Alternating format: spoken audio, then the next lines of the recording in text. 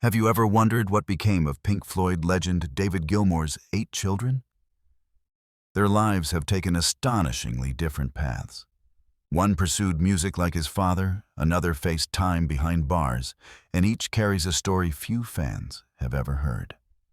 Let's begin with number 8, Alice Gilmour. Born in 1976, just a year after David married American model Ginger, lovingly known as Ginger Gilmour. At that time, Pink Floyd was in the studio recording the album Animals, and David's life was a whirlwind of music. But when baby Alice arrived, everything changed for the young rock star. David and Ginger were over the moon. Ginger later reminisced that having their first child was the epitome of happiness for both of them. After years of electrifying stadiums, David found that cradling his newborn daughter brought a whole new kind of joy. Alice's birth took place while her parents were living a quiet life in Roydon, Essex, far from the spotlight of London's rock scene. For David and Ginger, becoming parents was a dream come true, and little Alice instantly became the center of their world. Growing up as the daughter of a rock legend sounds glamorous and sure. Alice had unique experiences like hanging out backstage at her dad's concerts as a kid. But from the beginning, David and Ginger tried to give her as normal an upbringing as possible. They didn't parade her in front of cameras or push her into showbiz. Maybe that's why, as an adult, Alice has chosen a very private life. In fact, of all the Gilmour children, Alice might be the most low profile. She's now in her late 40s, and almost nothing about her personal life is publicly known, and that seems to be exactly how she wants it. No social media influencer life, no tell-all interviews, nothing. Alice has stayed completely out of the spotlight. Number 7, Clare Gilmour. Born in 1979, Clare came into the world just as Pink Floyd's epic album The Wall was released, a time when her dad's fame was off the charts. One can imagine baby Clare being lulled to sleep by the distant echoes of Another Brick in the Wall playing on the radio. Despite being born in such a spotlight year, Clare herself has lived almost entirely out of the limelight.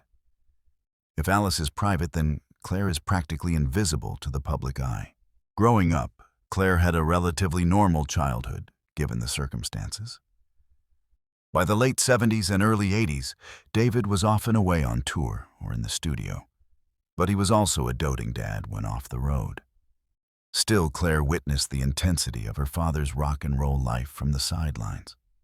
Perhaps seeing all that fame made her decide to avoid it, because as an adult, Clare has consciously kept a low profile. She doesn't court any media attention at all. In fact, it's said that Clare has no interest in celebrity life or public events. She didn't follow her dad into music or her mom into modeling or art. Instead, she chose total privacy. Number 6, Sara Gilmour, arrived in 1983, the youngest of the 3 Gilmour daughters. By the time Sara was born, Pink Floyd was releasing the final cut, their last album with Roger Waters, and big changes were happening in the band. Little Sara entered a world where her dad was not only dealing with music, but also band drama. Perhaps fittingly, Sara grew up to be the most publicly engaged of the first 4 Gilmour kids. But not in music and fashion. Unlike her older sisters, Sara has embraced a bit of the spotlight, though, on her own unique terms. She carved out a career in the fashion industry and built a name for herself as a stylist and fashion editor. In her early 20s, Sara found that her passion was styling photos and working with designers, not playing guitar. Fast forward to today, and she's a successful freelance stylist consultant and has even worked as a fashion editor for Muse magazine in Milan, Italy. Sara's work has been featured in glossy magazines and chic photo spreads. She's collaborated with top-tier fashion photographers and rubbed shoulders with the trendsetters, a cool tidbit. She's worked with Laia Grace Moss Hack, the daughter of supermodel Kate Moss and model Jordan Barrett, among others. It seems Sara has an eye for style and a knack for bringing creative visions to life, much like her dad has a knack for bringing music to life. In a way, she's still in an art form, just visual art instead of musical. On social media, Sara is relatively active at least compared to her very private sisters. She's shared glimpses of her work and adventures to an Instagram following of a few thousand followers. She often posts behind-the-scenes shots of fashion shoots, stylish outfits, and occasionally some personal moments or causes she cares about. And speaking of causes, Sara isn't just about glitz and glam. She's also an activist at heart. For instance, when conflict erupted in Ukraine in 2022, Sara was vocal in her support for the Ukrainian people, spreading awareness and humanitarian messages. She clearly uses her voice and platform for more than just fashion. There's a conscience and compassion there. Now in her early 40s, Sara Gilmour seems to have built a fulfilling life that blends creativity with purpose. She's the kind of person who might fly to Paris for Fashion Week one month and volunteer for a cause the next. Number 5. Matthew Gilmour. In 1986, Matthew Gilmour was born, completing David and Ginger's quartet of children. Matthew, often called Matt, was David's first son and the baby of the first family. His arrival came at an interesting time for Pink Floyd, the mid-'80s.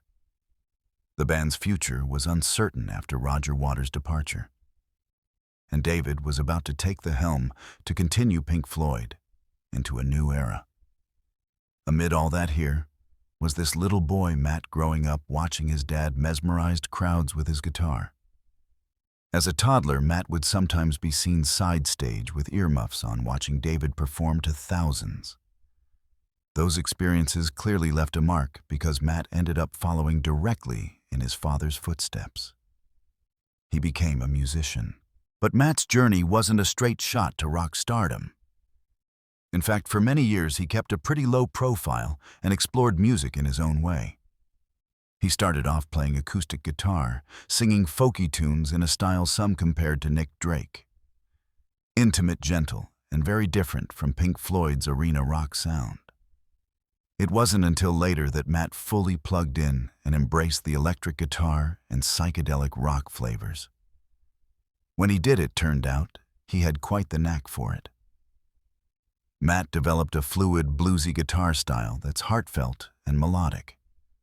In other words, the apple didn't fall far from the tree.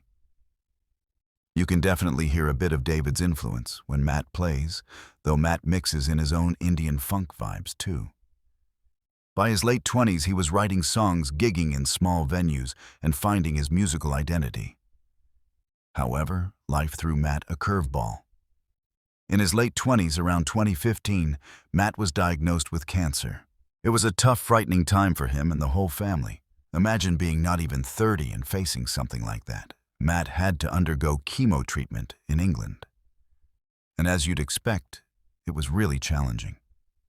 He later admitted he struggled with depression during this period, a dark time when he wasn't sure what the future held. But here's where Matt's story becomes truly inspiring. He beat cancer. After enduring treatment, he went into remission. And as soon as he was strong enough, he decided to make a fresh start in a place that had always called to him, the vibrant music scene of Austin, Texas. Why Austin? Well, Austin is known for its live music and creative community. Matt moved there to heal both physically and mentally, and to immerse himself in music again. He started attending casual jam sessions, known as Music Mondays in Austin, just to play for fun and connect with other musicians. Those informal jam nights were like therapy for Matt's soul. Jamming with local artists pulled him out of his depression and reminded him why he loved music in the first place. Before long, Matt was forming a band of his own and writing new songs, feeling re-energized and inspired. In the years since, Matthew Gilmour has truly come into his own as a musician. He even released a new album called Business as Usual in 2024. A big milestone that he's rightfully proud of. His music blends psychedelic rock with blues folk and a touch of that classic Pink Floyd spaciness. Must be in the genes. And here's a heartwarming tidbit. Matt got the chance to perform on stage alongside his dad for the first time a few years back. It was at his sister's wedding in Greece. They had a family jam at the reception. Matt later shared how incredible it felt to play guitar next to his legendary father in such a personal setting. He thanked his new brother-in-law and sister for throwing such a great party that made it happen, and even gave a shout-out to his stepmom Polly for snapping photos of the moment. You can just picture David and Matt on stage at the wedding trading guitar licks in front of an intimate crowd of family and friends. Truly a full-circle moment for them as father and son. Now in his late 30s, cancer-free and making music, Matt Gilmour's story is one of resilience and passion. He stared down a serious challenge and came out the other side with a renewed purpose. He might not be a household name like his dad, but he's got a dedicated following in the underground music scene and, most importantly, the support of his family. Number 4. Charlie Gilmour was born in 1989 to novelist Polly Sampson, who would later become David's second wife. When David and Polly fell in love and married in 1994, David didn't just gain a spouse, he also took in Charlie as his own. Polly's previous partner, Charlie's biological father, the poet Heathcote Williams, had left when Charlie was only 5. So when David Gilmour entered the picture, he adopted Charlie, giving him not just the Gilmour last name, but a loving father figure that Charlie desperately needed. David has said he's been bonded to Charlie since the boy was just 3 years old. To him, Charlie is every bit his son. But being the stepson of a rock legend, especially after experiencing early abandonment, came with some emotional baggage for Charlie. By all accounts, David was a caring and supportive dad to him. But Charlie struggled internally with the absence of his biological father. As a teenager and young adult, Charlie had a wild streak. He was smart. He got into Cambridge University to study history, but also angry and searching for an outlet. That anger exploded very publicly in 2010 during a student protest in London. In an infamous incident, a 21-year-old Charlie Gilmour, fueled by a cocktail of frustration and admittedly drugs-ox alcohol, climbed the Sacred War Memorial and swung from the Union Jack flag, flying atop it. To make matters worse, it was during a protest that also saw some participants vandalize property. It was a demonstration against tuition fee hikes, and things got out of hand. The image of Charlie dangling from the Cenotaph flagpole was plastered across British newspapers and TV. A scandalous sight that shocked and outraged many. People were furious that someone would show such disrespect. And the fact that he was David Gilmour's son added to the media frenzy. Charlie quickly apologized, explaining that he'd been intoxicated and acting out partially due to unresolved issues with his birth father's abandonment. But the damage was done. He was arrested and eventually sent to prison for his actions, along with some other related offenses during the protest. The sentence was 16 months, of which Charlie served about 4 months behind bars. It was a dark, difficult chapter for him. David and Polly were distraught, yet stood by him through it all, visiting him in prison and encouraging him to turn this low point into a learning experience. And turn it around, he did. Charlie's time in prison became a catalyst for profound personal growth. During his sentence, he took part in a prison-based choir project, the Liberty Choir, that connects inmates with music and community, a cause his mother Polly championed. Singing with that group and meeting mentors through it started to soothe some of Charlie's anger. After he was released, Charlie set out on a path to rebuild his life and reputation. He returned to finish his studies and graduated from Cambridge, which is quite an achievement given everything that happened. But perhaps the biggest transformation was Charlie's discovery of writing. He began channeling his reflections and experiences into words. In the years that followed, Charlie became a freelance journalist, writing thoughtful pieces for publications like The Guardian and others. He tackled topics ranging from politics to personal essays. His distinctive voice, raw, honest, a little witty, gained respect. It turns out Charlie had a gift for storytelling. No surprise with a novelist mother and a lyricist stepdad. Eventually, he decided to write a memoir. In 2020, he published Featherhood, a memoir of two fathers and a magpie. The book is a fascinating and poetic account of Charlie's life, weaving together the story of reconciling with his estranged biological father and an unusual experience he had raising an injured magpie bird. Yes, a magpie. Charlie nursed a baby magpie back to health around the time he was processing all these fatherhood issues, and the bird became a symbol in his life. The memoir was critically acclaimed, winning awards and touching readers with its heartfelt exploration of father-son dynamics and personal growth. Today, Charlie Gilmour has completed a remarkable turnaround from his rebellious youth. He's now a respected writer and journalist, a far cry from the tabloid image of the wayward rock star's son. On a personal front, he found stability and love. He married his longtime partner, Janina Padan, in 2016 in a joyous DIY wedding on David Sussex farm, no less. And together, they've started a family of their own. In recent years, Charlie embraced fatherhood. He and Janina welcomed a baby daughter, making David a grandfather. And as for David and Charlie's relationship, it seems to be stronger than ever. They bonded deeply after the prison episode. David had to practice some tough love, but ultimately was there to help Charlie pick up the pieces. Charlie has expressed immense gratitude for David stepping up to be the father he didn't have in those early years. Nowadays, you might see David attending a book launch event for Charlie, or the two of them chatting at family gatherings. It's clear David is incredibly proud of the man Charlie has become. Number 3. Joe Gilmour. Joe came into the world in 1995, just a year after David and Polly tied the knot. By mid-90s, Pink Floyd had wrapped up their final world tours, and David was settling into a more low-key life, which means Joe and his younger siblings had Dad around a lot more than the older kids did. Little Joe grew up in a very artsy household. His mom, Polly, is a novelist and lyricist. His dad is, of course, a musical icon, and family friends were often writers, artists, and musicians. You might think with that background, Joe would pick up a guitar or write songs. But Joe found his own calling in the performing arts. Not in front of the curtain, but behind it. From a young age, Joe was drawn to the magic of theater.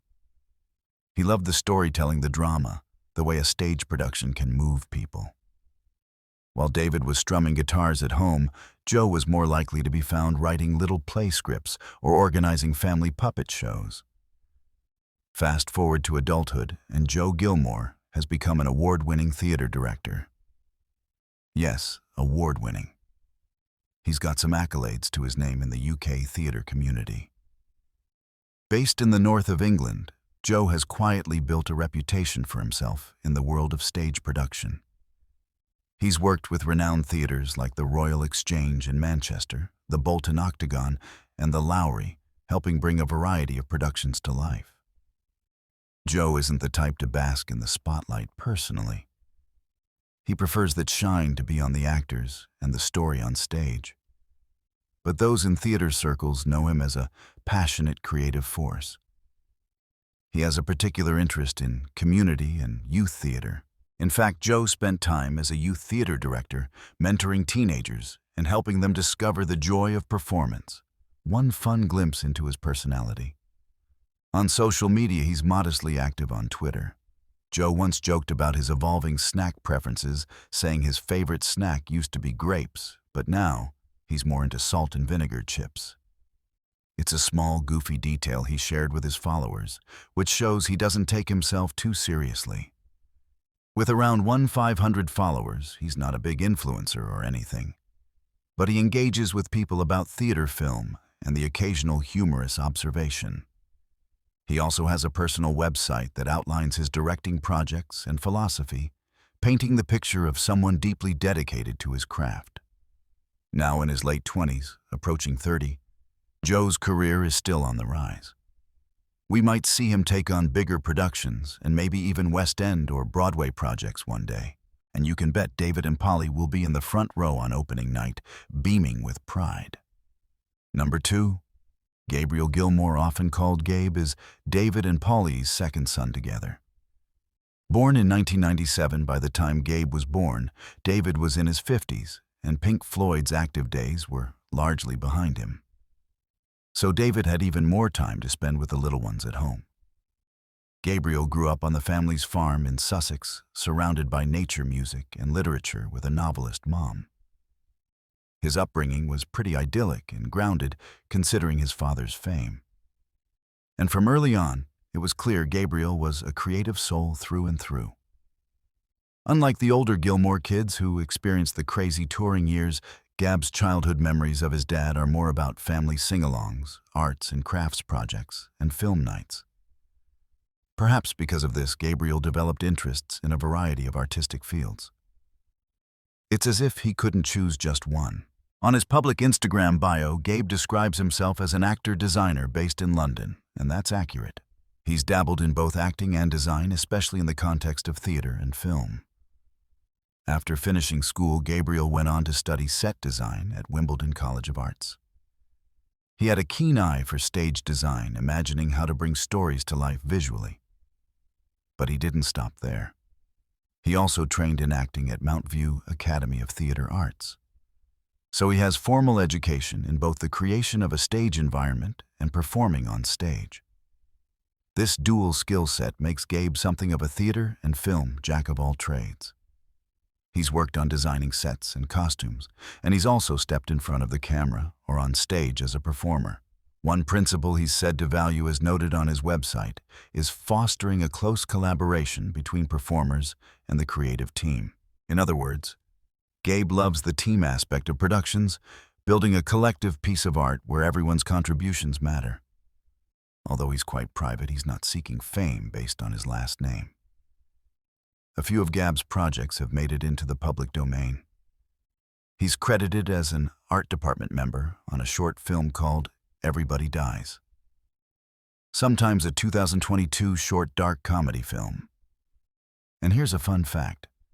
When he was about 11, Gabriel actually appeared on TV in a series called Crusoe: An Adventure Show, loosely based on Robinson Crusoe. That might have been his acting debut way back in 2008. He's likely had other small acting roles too. One especially cool cameo. Gabriel appeared in an episode of the hugely popular TV series Downtown Abbey, right alongside his little sister Romany. Yes, the Gilmour siblings briefly popped up in the aristocratic world of Downtown, probably as background performers for a bit of fun.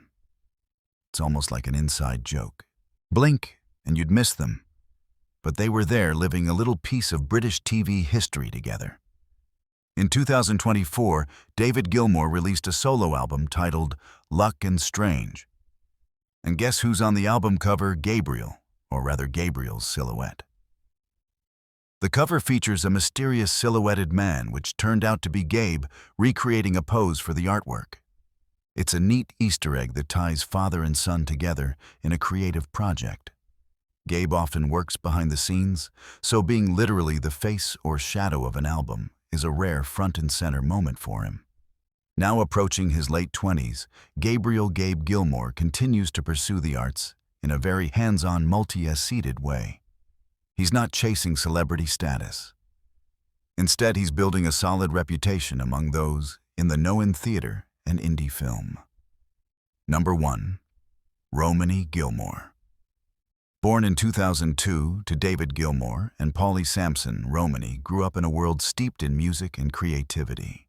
The youngest of the Gilmour children, she often accompanied her parents on tours and studio sessions, developing her own love for the arts. She learned harp and guitar, cultivated a gentle singing voice, and by her teens was performing alongside her father. A highlight came during David's 2015-16 tour, when the two duetted on Leonard Cohen's If It Be Your Will, a haunting moment that showcased their deep musical bond. In 2020, Romany's talent shone on David's single Yes, I Have Ghosts, where she took lead vocals. She would go on to feature on Between 2 Points from David Gilmour's 2024 album Luck and Strange, where her moving performance drew wide acclaim. But Romany's creativity extends far beyond music. She has stepped into acting with a role in Let Her Die 2022, contributed behind the camera on the miniseries. this England, and even shared an early cameo in Downton Abbey alongside her brother Gabe. Now in her early 20s, Romany Gilmour is shaping a career that blends music, film, and production, carrying her family's legacy forward with a voice, talent, and passion all her own.